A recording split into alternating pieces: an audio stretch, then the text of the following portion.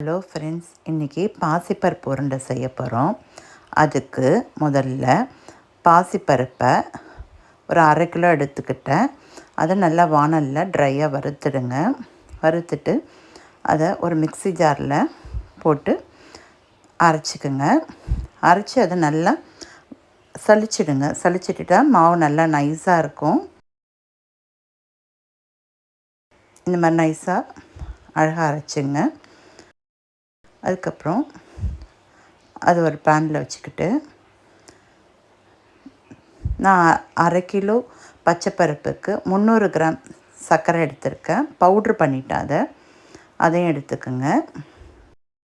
சர்க்கரையும் பச்சைப்பருப்பு மாவும் நல்லா மிக்ஸ் ஆகிற அளவுக்கு நல்லா மிக்ஸ் பண்ணிக்கோங்க. மிக்ஸ் பண்ணிக்கிட்டு ஒரு கடாயில் நெய்யை ஊற்றி அதில் முந்திரி பருப்பு, முந்திரி பருப்பை பொடியாக உடச்சிக்கோங்க.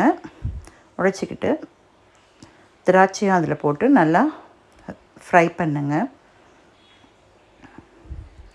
இது பிடிக்கிறத வெறும் நம்ம நெய்யில் தான் பிடிக்க போகிறோம். அதனால் நல்லா இன்னும் நிறையா நெய்யை ஊற்றி ஹீட் பண்ணிக்கோங்க.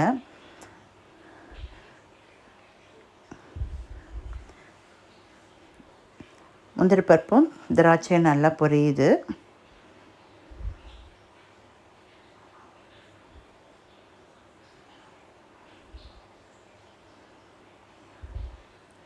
நல்லா பொரிஞ்ச உடனே அதை மாவில் கொட்டிடுங்க.